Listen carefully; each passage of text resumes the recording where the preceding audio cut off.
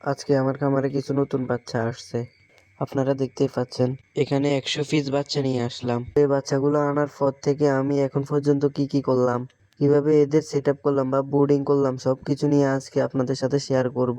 আসসালামু আলাইকুম রহমতুল্লাহ। আজকে আমার খামারে নতুন কিছু মিশরীয় ফার্মের বাচ্চা 100 পিস আনলাম। বাচ্চাগুলো আসার কথা ছিল দিনের 11টায়, কিন্তু বাচ্চাগুলো আসছে সকাল 8টা বাজে। বাচ্চা যখন খামারে আসলো, আমি প্রথমে এদের খুব সাবধানে বক্স থেকে বের করলাম। বাচ্চাগুলো বেশ জ্বরে এমনকি সুস্থ মনে হচ্ছে। আমি আগে বাচ্চাগুলোর জন্য বোর্ডিং ঘরটা রেডি করে রেখেছিলাম। যেহেতু আমি বাচ্চাগুলো খাঁচাতে বোর্ডিং করব, যেহেতু আমার এক্সট্রা বাড়তি কোনো কাজ নেই, যেমন আমার এখানে এক্সট্রা কোনো পেপার বিছানো লাগবে না। এর যে বসিটা আছে এই বসিটা ইউজ করা লাগবে না। মলটা পড়বে তাড়াতাড়ি, মলটা টের ভিতরে পড়ে যাবে। তো আমার এখনো টে কিনা হয়নি, যে প্লাস্টিকের ফলি বিছিয়ে দিলাম। মলগুলো 2-4 দিন পর পর পরিষ্কার করে দিলে চলে।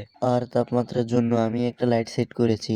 দেখতেই পাচ্ছেন বাচ্চাগুলো বেশ আরামেই আছে। মূলত যেটা করেছি, প্রথমে ঘরটা জীবাণুমুক্ত করেছি। পর বাচ্চা ছাড়ার পর এদেরকে একটু পর পর চেক করতেছি যে কোনো বাচ্চা জিমাচ্ছে কিনা, আর তাপ ঠিক আছে কিনা। যদি তাপমাত্রা ঠিক না থাকে তাহলে বাচ্চাগুলো লাইটের নিচে আসি দলাদলি করবে, গাদাগাদি করবে।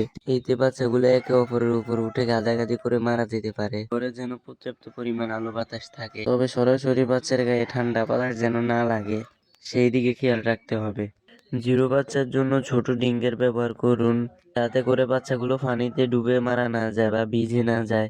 দিনে অন্তত 3বার পানি পরিবর্তন করে দেওয়ার চেষ্টা করুন। খামারে ঢুকার আগে হাত পা জীবাণুমুক্ত করে নিন। মানুষকে খামারে প্রবেশ করতে দিবেন না। নতুন বাচ্চা পালনের এই অভিজ্ঞতা আসলে বলে বোঝানো যায় না।